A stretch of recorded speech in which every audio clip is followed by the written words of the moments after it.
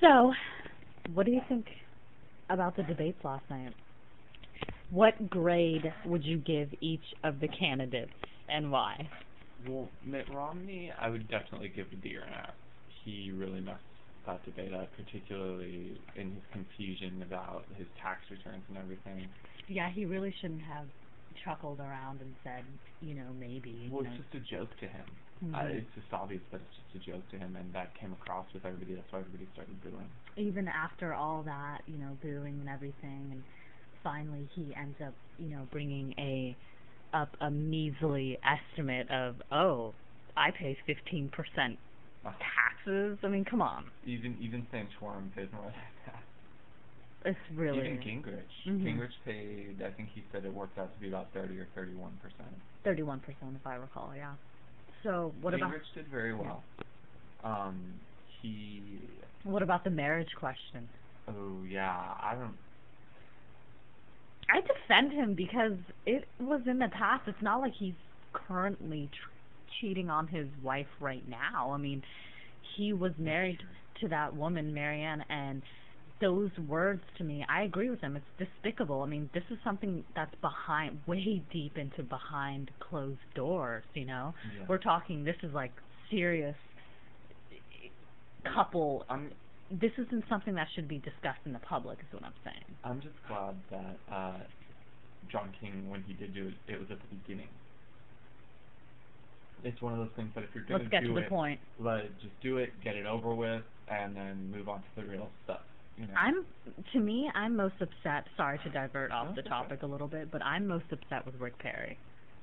He sitting there and dropping out of South Carolina when he said that he was going to at least secure South Carolina. He left the New Hampshire primaries and campaigning there, and he stayed in South Carolina. He even flew back to Texas to make sure he had enough money to keep the campaign going, and it's very upset. Even John Huntsman said that he was going to secure New Hampshire. He was dead ass last, in the polls all the time, and he did. He came in third, and it was pretty significant. It was amazing. It was amazing, and that's what I was thought was going to happen with Rick Perry. Bringing a little bit of variety there. Now we're stuck with only 4, candidates. Well, that's the thing is that it's interesting that everybody's talking about how popular Gingrich is because he's viewed as the Southern conservative now. That's the role that he's playing, and it's just interesting that that Perry chose to endorse Gingrich, and I think part of it had to do with that. Well, to me, I'm starting to almost endorse him as well. It's just, at first Ron Paul sounded like a good contender, but then he's just a little too extreme for me. Yeah. He's extreme for the Republican Party, and yes, he's right. He runs on that platform where he says, I am the Republican. I do everything yes, you're so Republican. You're almost the side of the moon. You're so Republican, you're libertarian, Literally. And I don't think that we should have, I understand the whole concept of the free society. It's great. He makes Rick Santorum and the rest of those guys look like Democrats up there. He does, and that's what he says. He says, we're supposed to be the party, no government. Exactly, all that stuff.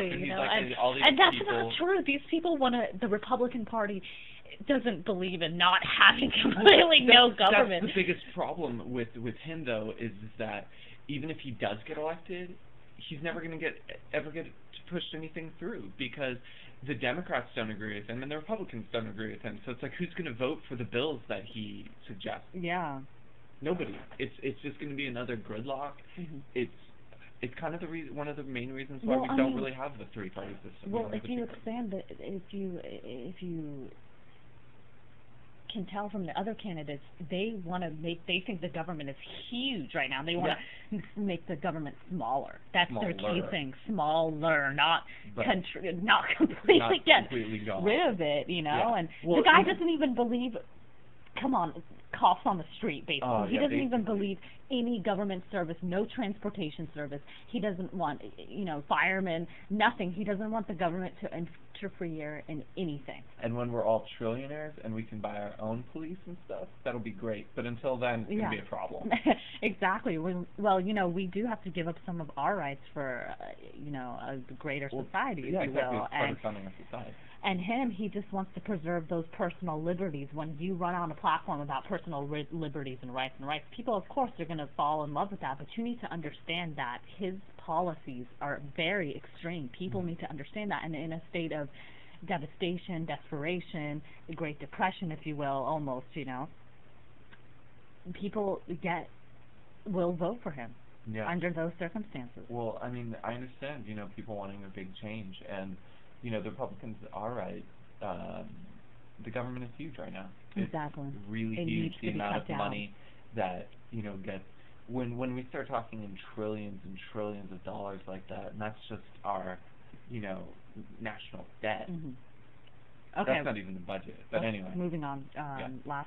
So what about Rick Santorum? Grade? Santorum?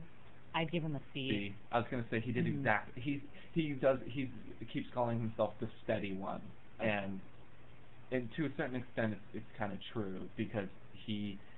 I don't think he's going to do well in South Carolina. I don't think he will either because Newt Gingrich is right. They are the two people competing for the conservative vote, and one of them is Southern and one of them's Northern, sort of, and it's the super evangelical vote that they both want. And in the Southern states, they're going to go with the Southern guys. And you heard Al Sharpton.